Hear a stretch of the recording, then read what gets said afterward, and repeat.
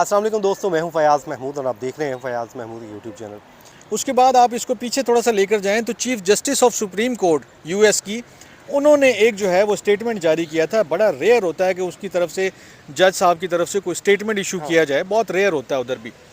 उन्होंने उस स्टेटमेंट में जो है ना बड़ा खुल के, जो ट्रम्प साहब ने, वो जो जज साहब थे जिन्होंने ये सारा डिपोर्टेशन का मामला था, अगर मुझे इजाज़त दे दो मैं 30 सेकंड्स में सिर्फ लोगों को समझाने के लिए कि जज साहब ने जो है वो एक ऑर्डर पास किया कि ये जो आप जो वेनेजुएला के जो लोग हैं, 200-250 लोग हैं, इनको अगर आप डिपोर्ट कर रहे हैं तो अभी ना करें, और अगर आपने जहाज़ में बिठा के उड़ा भी दिया तो जहाज़ वापस बुला लें जब तक मैं फ़ैसला नहीं कर लेता।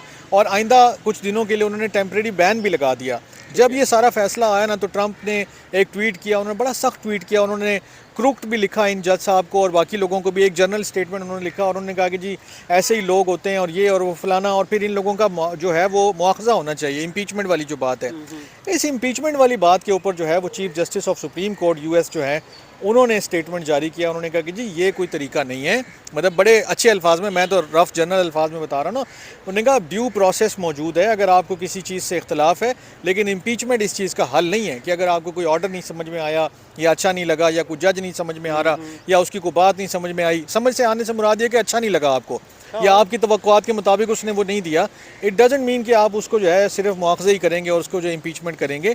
ये तरीका दुरुस्त नहीं है। अब जज और ट्रंप साहब जब आमने सामने होंगे, सुप्रीम कोर्ट के चीफ जस्टिस, अब अगर एक ट्रंप जो हैं जब वो ऊपर से कोई पॉलिसी डायरेक्टिव इशू करते हैं, कोई बात करते हैं, नीचे तक वो सेंटिमेंट कन्वे होता है। इधर से अगर चीफ जस्टिस एक कन्वे करेगा तो वो भी नीचे तक जाएगा कि यार हमारा चीफ किधर खड़ा हुआ है। गो के ऐसी कोई, वो मैं समझता हूँ, मेरा ज़ाती ख्याल है कि वहाँ पर कोई इतना वो जो पाकिस्तान या इंडिया वाले मामलात हैं ये वाले नहीं होंगे। लेकिन बहरहाल ये जो स्टेटमेंट आए दोनों जानिब से, ये भी बड़े मतलब वो कहते हैं ना कि अलार्मिंग एक सिचुएशन की इंडिकेशन है कि यार इतना सख्त एक इमिग्रेशन, सबसे बड़ी बात यह कि इमिग्रेशन के ऊपर ये सब कुछ हो रहा है। ये कोई उनका ऐसा कोई लीगल या पॉलिसी या कोई वो नहीं है कि जो उनका इंटरनल कोई एक आध इशू होता है कि यार फलाना आपने डिसीजन लिया। ये इमिग्रेंट्स के ऊपर जो है ना इतना बड़ा सीरियस मामला है, तो आमने सामने खड़े में।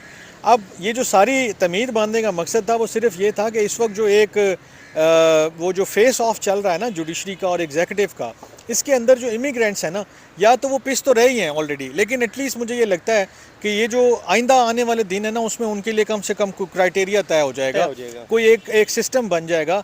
जो पहले से सिस्टम राइज है शायद उसके ऊपर अमल दरामद शुरू हो जाए। ठीक है, ऐसा नहीं होगा कि बस पकड़ा, दबोचा और गाड़ी में डाला और जनाब जहाज़ में डाला और बाहर भेज दिया। वो ये नहीं कह रहे हैं आपको जजेस या जो कोर्ट्स हैं या जो चीफ जस्टिस हैं कि भाई आप ये काम ना करें, ऐसा नहीं है। आप इसको सिर्फ प्रोसेस जो है ड्यू फॉलो करें। वो कहते हैं सीधे तरीके से करें, सही तरीके से करें। अगर किसी का कोई राइट है तो उसको वो राइट भी दे दें।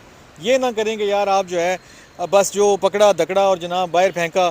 फैमिली है ना एक बंदे की, पूरा एक सिस्टम चल रहा होता है, एक पूरा मामला होता है, और अगर उसके ऊपर कोई जराइम या उसके ऊपर कोई चीज़ पूरी नहीं, वो मतलब साबित नहीं होती है, तो फिर आपको कुछ साबित करना पड़ेगा कोर्ट के सामने, कुछ बताना पड़ेगा ना कि यार हमने इसको क्यों डिपोर्ट किया है। जो राइट्स है ना, जो ये मुझे उस सिस्टम की खूबसूरती लगती है कि यार आपको कम से कम आप गलत भी है ना तो भी आपके राइट्स का एक प्रोटेक्शन जो है ना वो मिल रही है। बिल्कुल ठीक है, ऐसा नहीं है। ये हमारे पाकिस्तान इंडिया में ही होता है कि बस जी जो हो गया सो हो गया, थानेदार साहब भी ठीक ने, बाकी सारे गलत नहीं। चलें, और ये आप लोगों को बताने का मकसद ये है कि सिचुएशन ये है, आपके सामने एक पूरी पिक्चर रख दी है।